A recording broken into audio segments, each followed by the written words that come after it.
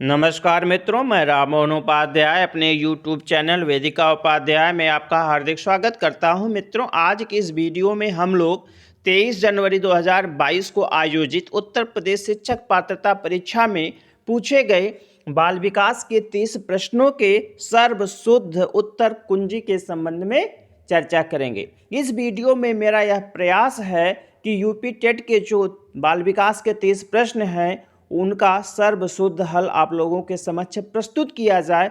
अगर आपको लगता है कि किसी प्रश्न का उत्तर गलत है तो कमेंट बॉक्स में आप अवश्य बताइएगा और मेरे प्रयास के संबंध में भी आप ज़रूर बताइएगा। तो हमारा पहला प्रश्न है युत्सा है। तो युत्सा क्या है? युत्सा जो है एक मूल प्रवृत्ति है। युत्सा एक मूल प्रवृत्ति है। इसमें जो मैकडूगल एक मनोवैज्ञानिक हैं, मैकडूगल ने बताया है कि कुल 14 मूल प्रवृत्तियां होती हैं। कुल 14 मूल प्रवृत्तियां होती हैं और प्रत्येक मूल प्रवृत्ति का एक संवेग होता है, उससे संबंधित एक संवेग होता है। तो जैसे जो इसमें हमारा प्रश्न है युत्सा चूंकि एक मूल प्रवृत्ति है और इसका जो संवेग है वह है क्रोध। युत्सा का मतलब होता है लड़ाई करना, लड़ना। तो जब हमें क्रोध उत्पन्न होता है हम क्या करते हैं? हम किसी से लड़ाई कर जाते हैं। ठीक है, हर मूल प्रवृत्ति का एक निश्चित संवेग होता है और संवेग के आने पर उस मूल प्रवृत्ति का विकास होता है। तो क्रोध आता है तो क्या करते हैं? हम लड़ बैठते हैं। ठीक है, मान लीजिए हम कहीं जा रहे हैं और हमें किसी चीज़ का भय होता है, तो हम क्या करते हैं? भाग जाते हैं। किसी चीज़ से अगर हमें घृणा होती है तो घृणा क्या एक संवेग है, घृणा होती है क्या होता है? उससे विकर्षण हो जाता है, उससे हम लोग छुटकारा पाना चाहते हैं। ठीक है, तो ये सब चीज़ें हैं। जो संवेग होता है उसकी एक मूल प्रवृत्ति होती है, जो मूल प्रवृत्ति होती है उसका एक संवेग होता है। तो जो युत्सा मूल प्रवृत्ति है उसका संवेग है क्रोध। ठीक, तो जो मैकडूगल ने कुल 14 मूल प्रवृत्तियों को बताया है उसमें पहली मूल प्रवृत्ति है पलायन। ठीक है, पलायन का संवेग क्या होता है? भय। पलायन का संवेग भय। जब भय उत्पन्न होता है तो व्यक्ति क्या करता है? पलायन कर जाता है।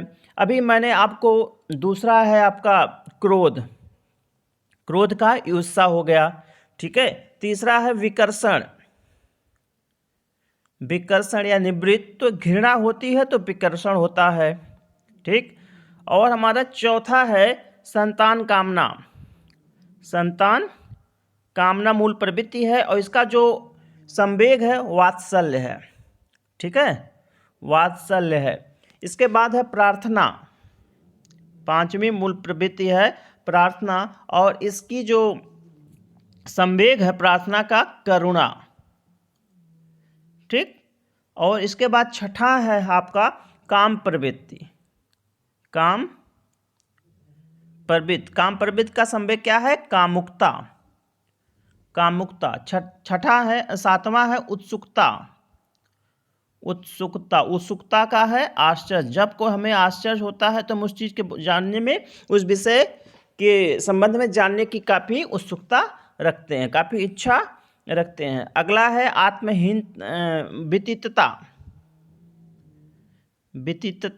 वितीतता का होता है आत्महीनता संवेग है। ठीक है, अगला है आत्मगौरव। इसका है आत्म अभिमान। अगला है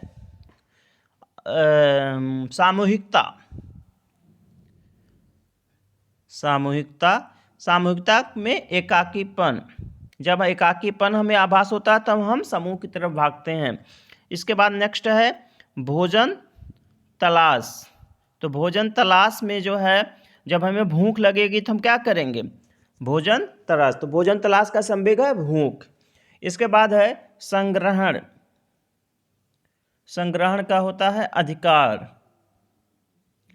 ठीक, इसके बाद है रचनाधर्मिता। तो इसका होता है कृतिभाव। और अगला है लास्ट हास। ठीक है, जब हास होता है तो क्या होता है? आमोद। जब हमें आमोद करना होता है या जब हम प्रसन्न होते हैं तो हम हंसते हैं। ठीक है, तो ये जो है मैकडोवेल के द्वारा बताई गई कुल 14 मूल प्रवृत्तियां और उनसे संबंधित संवेग थे। उसी में से एक मूल प्रवृत्ति है ईर्ष्या, जो कि जिसका संवेग का क्रोध है। मित्रों, आगे बढ़ने से पूर्व आपसे अनुरोध है, आप वीडियो को देखने के पश्चात चैनल को सब्सक्राइब, वीडियो को लाइक एवं शेयर अवश्य करें। साथ ही साथ बेल आइकन भी प्रेस करें, जिसके माध्यम से आने वाले वीडियो का नोटिफिकेशन आपको समय से प्राप्त हो जाए। दूसरा प्रश्न है, बालकों के सामाजिक विकास को प्रभावित करने वाले तत्व हैं। तो इन्होंने इसमें है 4 विकल्प है। पहला है शारीरिक तत्व। तो बालक के जो सामाजिक विकास को प्रभावित करने वाले जो तत्व बताए गए मनोविज्ञान में, तो उसमें शारीरिक तत्व की भूमिका होती है। दूसरा है सामाजिक परिवेश से जन्य तत्व, ये भी होता है, ठीक है। बालक के सामाजिक विकास को प्रभावित करने में उसका जो है सामाजिक परिवेश महत्वपूर्ण भूमिका अदा करता है। आर्थिक तत्व ये भी है, और चौथा है वंशानुगत तत्व, ये भी है। तो जो 4 विकल्प दिए गए हैं, यह चारों विकल्प जो है सामाजिक विकास को प्रभावित करने वाले तत्व हैं। इस प्रकार से मेरा मानना है कि ये जो है प्रश्न गलत माना जाना चाहिए, क्योंकि इसमें चारों तत्व हैं। तो जैसे हम मुख्य उसमें है देखा जाए, सामाजिक विकास को जो प्रभावित करने वाले तत्व होते हैं, उसमें वंशानुक्रम होता है, जिस प्रकार से व्यक्ति का जीन्स होता है, ठीक है, वह उसी प्रकार से लगभग देखा गया उसका सामाजिक विकास होता है। शारीरिक मानसिक विकास ये भी जो है उसको प्रभावित करता है। संवेगात्मक विकास प्रभावित करता है। परिवार जो है सामाजिक विकास को प्रभावित करता है। उसकी आर्थिक स्थिति उसके सामाजिक विकास को प्रभावित करती है। उसका समाज जो उसके सामाजिक विकास को प्रभावित करता है। विद्यालय, स्कूल, अध्यापक, ठीक है, ये सब जो है उसके सामाजिक विकास को प्रभावित करते हैं। सांस्कृतिक तत्व या सांस्कृतिक कारक जो होते हैं वो भी जो है बालक के सामाजिक विकास को प्रभावित करता है। तो देखा जाए तो सारे तत्व इसमें हैं। शारीरिक तत्व, सामाजिक परिवेश जन तत्व, आर्थिक तत्व, वंशानुगत। तो यह प्रश्न जो है गलत है। इस प्रकार उपर्युक्त सभी इसका आंसर होगा। हमारा तीसरा प्रश्न है, शारीरिक विकास का एक प्रमुख नियम निम्न में से कौन सा है? शारीरिक विकास का एक प्रमुख नियम निम्न में से कौन सा है? तो शारीरिक विकास का जो प्रमुख नियम है, ठीक है, वह है, इसमें क्या क्या दिया हुआ है, द्रुतगामी विकास का नियम, अनियमित विकास का नियम, मानसिक विकास से भिन्नता का नियम, कल्पना और संवेगात्मक विकास से संबंध का नियम। तो इसमें है पहला विकल्प, द्रुतगामी विकास का नियम। शारीरिक विकास का जो नियम उसमें है द्रुतगामी विकास का नियम, यही हमारा सही आंसर है। विकल्प 1, जो हमारा शारीरिक विकास होता है उसमें जो है विकास क्रम जो हमारा होता है वह द्रुत गति से होता है। जो शैशवावस्था होती है उसमें शैशवावस्था का समय बेसिकली जो है 0 से 6 साल तक का माना जाता है, और उसमें जो 0 से 3 साल का समय होता है उसमें विकास बालक का अत्यंत तीव्र होता है। इसमें भी बेसिकली जो प्रश्न इन्होंने बनाया है, शारीरिक विकास का जो प्रमुख नियम है, तो द्रुतगामी विकास का नियम देखा जाए तो तीनों कालों में होता है, तीनों कालों में होता है। इन्होंने कहीं शैशवावस्था और बाल्यावस्था और किशोरावस्था को अलग के परिप्रेक्ष्य में नहीं पूछा है। तो विकल्प 1 हमारा सही आंसर है। हमारा अगला प्रश्न है, निम्नलिखित में से कौन सा विकास का सिद्धांत नहीं है? तो विकास का सिद्धांत जो है परस्पर संबंध का सिद्धांत है, निरंतर विकास का सिद्धांत है, और समान प्रतिमान का सिद्धांत है। अनुकूलित प्रत्यावर्तन सिद्धांत नहीं है। तो हमारा सही आंसर है विकल्प 3, ठीक है। हमारा अगला प्रश्न है, विकास के परिणाम स्वरूप नवीन विशेषताएं और नवीन वियोग्यताएं प्रकट होती है, कथन किसने दिया है? तो यह कथन है हर्लॉक का। विकल्प 2 हमारा सही आंसर। हर्लॉक का कहना था जो विकास होता है ना बड़े पैमाने तक ही सीमित नहीं होता है, बल्कि उसमें प्रौढ़ावस्था के लक्ष्य की ओर परिवर्तनों का प्रगतिशील क्रम भी निहित रहता है। विकास के फलस्वरूप व्यक्ति में नवीन विशेषताएं तथा नवीन योग्यताएं प्रकट होती हैं, ठीक है। तो विकल्प 2 हमारा सही आंसर है। हमारा अगला प्रश्न है, कोहलर अपने प्रयोग से सिद्ध करना चाहते थे कि अधिगम इसमें दिया हुआ पहला, जानवरों में मनुष्यों से श्रेष्ठ है, ऐसा नहीं है। एक स्वतंत्र क्रिया, ये भी नहीं है। और अगला है समग्र परिस्थिति का प्रत्यक्षीकरण है, यही हमारा सही आंसर है। विकल्प 3 हमारा सही आंसर है। बेसिकली जो कोहलर हैं, तो कोहलर जो है एक सिद्धांत दिया था, सूझ का सिद्धांत।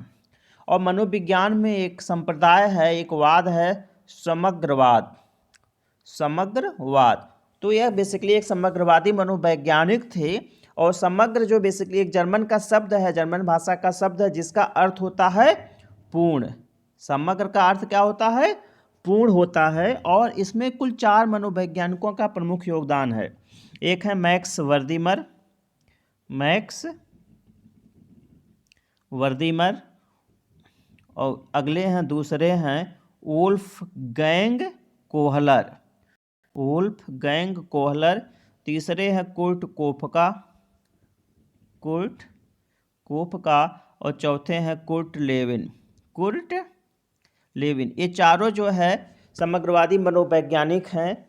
और इनका मानना था कि जो है सीखना होता है, जो अधिगम होता है, वह जो है सूझ के द्वारा या कोई जब हमें कोई क्रिया आवश्यकता होती है, तो उसको फलस्वरूप हम जो क्रिया करते हैं, उसमें कहीं ना कहीं जो है संज्ञानात्मक क्रियाओं का योगदान होता है, वह एक मन स्थित होती है। ठीक है, तो चूंकि इसमें प्रश्न जो है कोहलर का पूछा गया है, तो कोहलर इसके पहले के जो मनोवैज्ञानिक थे, उनका कहना था कि मनुष्य जो है कई पार्टों में सीखता है। ठीक है, वह अधिगम और प्रयास के द्वारा सीखता है। तो कोहलर ने कहा कि नहीं, ऐसा नहीं है, बल्कि जो मनुष्य होता है, जो प्राणी होता है, पहले बस पूरी सिचुएशन का अध्ययन करता है और उसके फलस्वरूप जो है वह अपनी प्रतिक्रिया व्यक्त करता है। तो क्या होता है, जो सीखना होता है वह समग्र होता है, वह पूर्ण होता है। तो विकल्प 3 हमारा सही आंसर है। हमारा अगला प्रश्न है,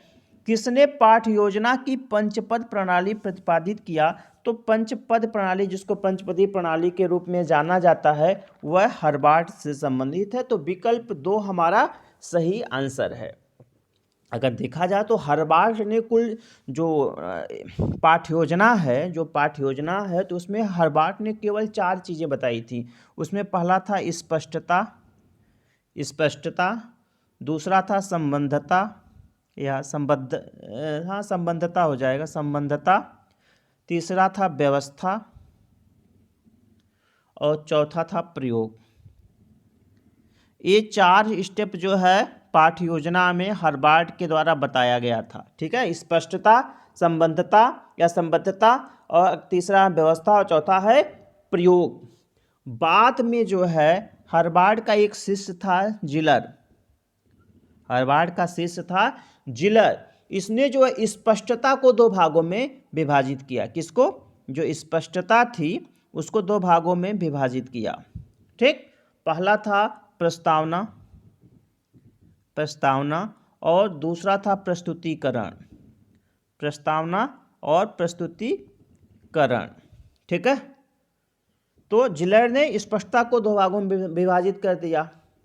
और बाद में जो है एक राइन था, राइन ने इसमें जो है उद्देश्य कथन को जोड़ दिया, राइन ने इसमें उद्देश्य कथन को जोड़ दिया। तो बाद में जो ये जो हर्बार्ट की प्रणाली थी, पंचपदी प्रणाली जिसको हम कहा जाता है, जिसमें 4 चीज़ थे, उसमें कुल 5 चीज़ हो गई। एक हो गया प्रस्तावना, नाम सबका चेंज हो गया, नाम चेंज हो गया। प्रस्तावना, तो प्रस्तावना जो आपकी है संबद्धता है, जो संबंध है उसको प्रस्तावना कहा गया। ठीक, और फिर हो गया उद्देश्य कथन, उद्देश्य कथन। जो आपकी व्यवस्था है उसको जो है उद्देश्य कथन के रूप में कहा गया। इसके बाद प्रस्तुतिकरण, तीसरा हो गया प्रस्तुतिकरण। ठीक, चौथा हो गया तुलना, और 5वां हो गया नहीं, पहला हो गया एक सेकंड, नहीं यहाँ पे हो गया प्रस्तावना, पहला हो गया प्रस्तावना। ठीक है,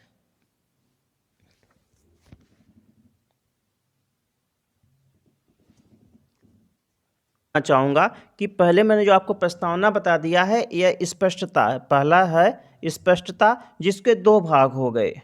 ए, तो ए में हो गया आपका प्रस्तावना, ए में प्रस्तावना, और बी में उद्देश्य कथन, उद्देश्य कथन। ठीक है, तो पहला हो गया स्पष्टता, दूसरा हो गया प्रस्तुतिकरण, प्रस्तुतिकरण, तीसरा हो गया तुलना, और चौथा हो गया सामान्यीकरण,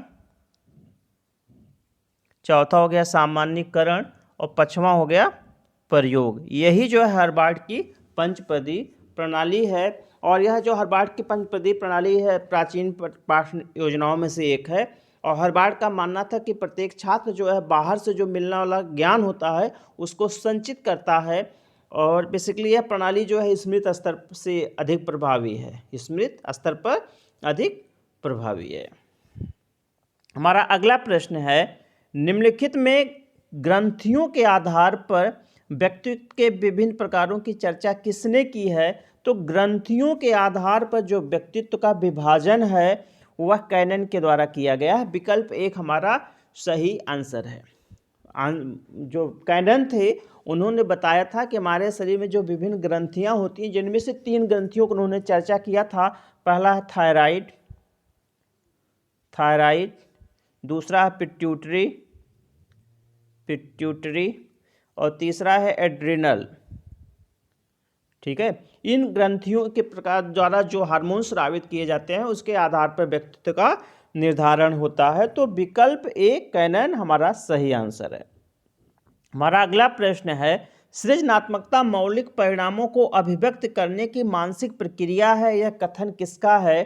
तो यह कथन जो है क्रो एंड क्रो का है, क्रो एंड क्रो का। विकल्प 4 हमारा सही आंसर है कि जो सृजनात्मकता होती है वह मौलिक परिणाम जो होता है, जो व्यक्ति के मौलिक विचार होते हैं उसको एक मतलब मौलिक विचारों को अभिव्यक्त करने का एक माध्यम होता है। ठीक है, तो क्रो एंड क्रो का कहना है। विकल्प 4 सही आंसर है। हमारा अगला प्रश्न है, बीएफ स्किनर के अनुसार बच्चों में भाषा का विकास होता है।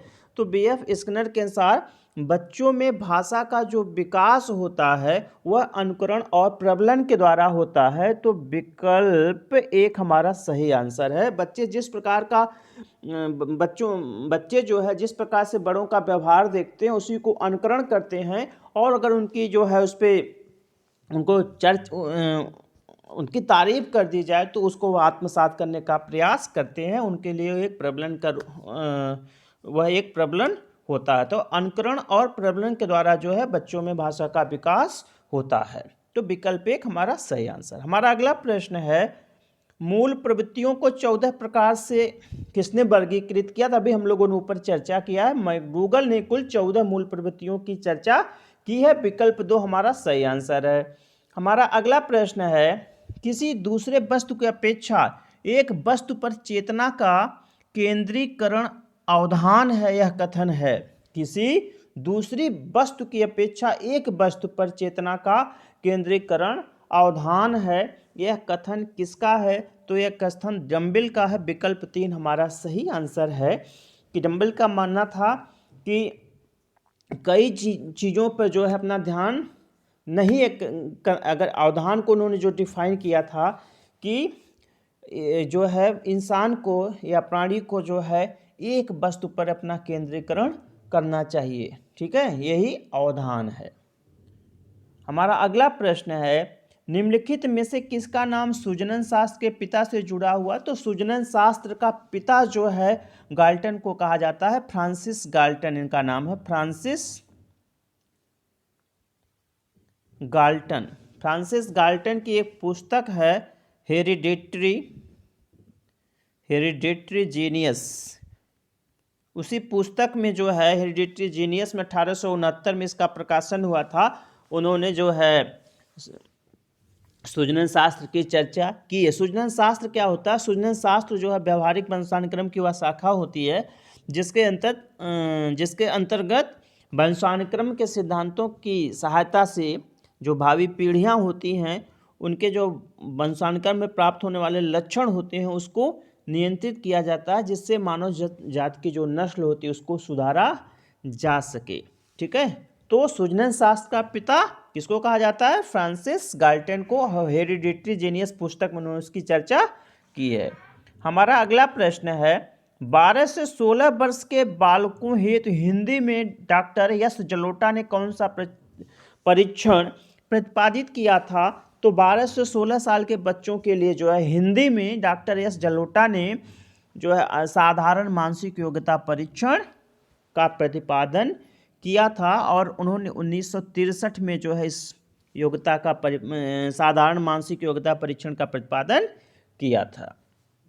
हमारा अगला प्रश्न है, बुद्ध के द्विकारक सिद्धांत का प्रतिपादन किसने किया था? तो बुद्ध के द्विकारक सिद्धांत का प्रतिपादन स्पीयरमैन ने किया था। विकल्प 2 हमारा सही आंसर है। 1904 में जो है स्पीयरमैन ने बुद्ध के 2 रूप बताए, एक था सामान्य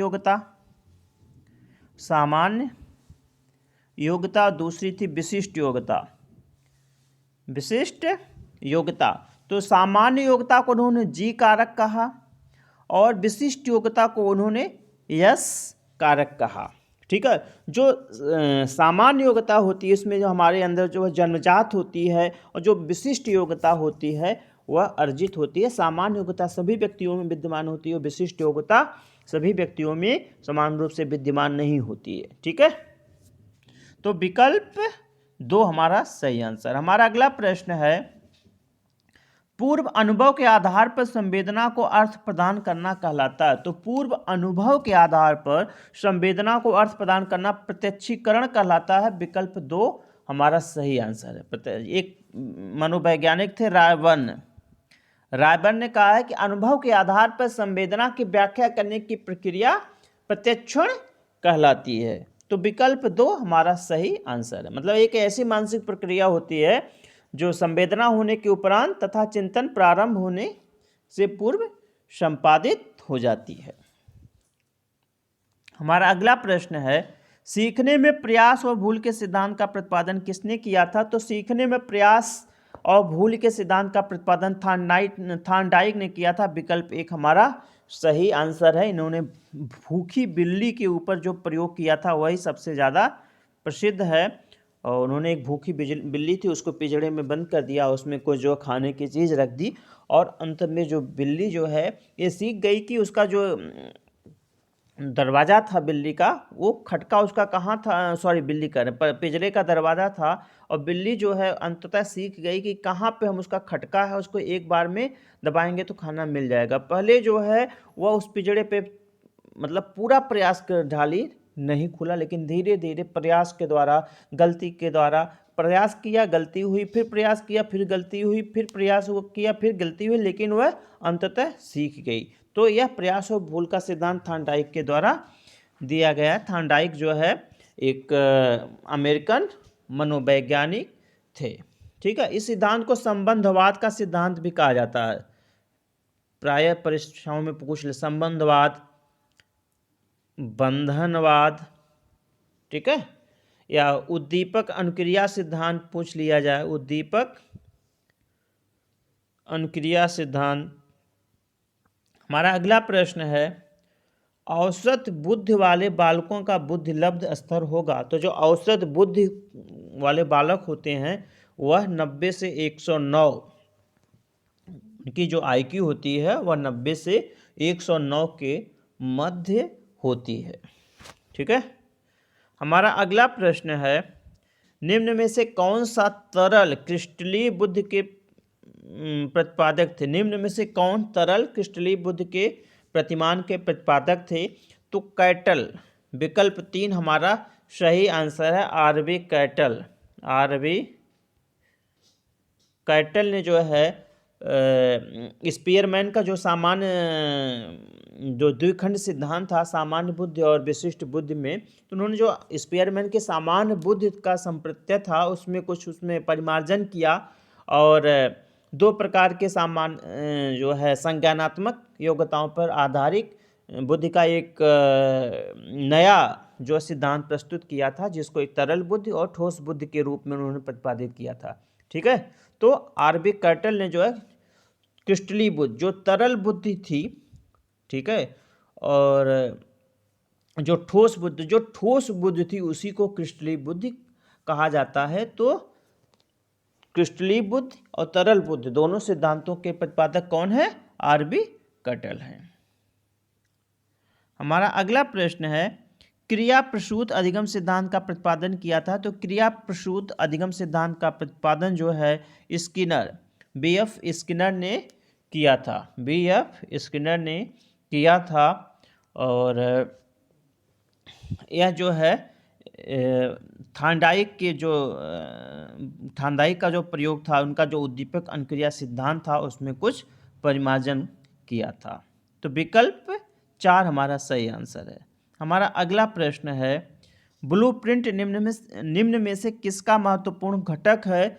तो ब्लूप्रिंट का निर्माण किया जाता है जब कोई परीक्षण तैयार किया जाता है, तो परीक्षण के निर्माण के समय ब्लूप्रिंट का कॉन्सेप्ट लिया जाता है। तो परीक्षण निर्माण में इसका प्रयोग किया जाता है। विकल्प 3 हमारा सही आंसर। हमारा अगला प्रश्न है, विकास के पूर्व संक्रिय अवस्था निम्न में से किसने दिया था? तो यह जीन पियाजे ने दिया था। विकल्प 2 हमारा सही आंसर है। हम सभी को मालूम है कि जीन पियाजे ने विकास को कुल 4 अवस्थाओं में बांटा था। विकास को कुल 4 अवस्थाओं में बांटा था। पहला था संवेदी गामक अवस्था, संवेदी गामक अवस्था 0 से 2 साल, ठीक है। दूसरा था पूर्व संक्रिय अवस्था, पूर्व संक्रिय अवस्था था 2 से 7 साल। तीसरा था मूर्त